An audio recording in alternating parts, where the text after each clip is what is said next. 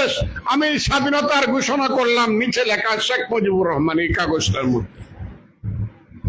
এটা হলো 1971 সনের 26শে মার্চ সকাল 8:30টায় আমার কাছে এই কাগজটা আসলো। এটা সব পাইবেন আপনারা এই কাগজটার মাঝে কি লেখা ছিল।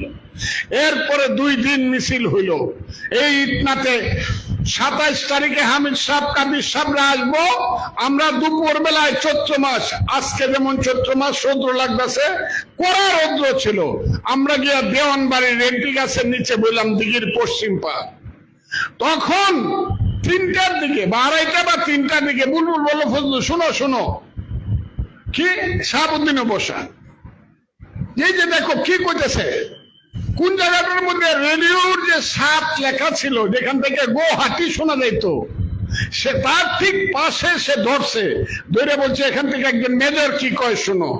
সেই মেজর, তার নাম মেজর জিয়াউর রহমান, প্রথম বলল, I Major Zia do hereby declare the independence of Bangladesh.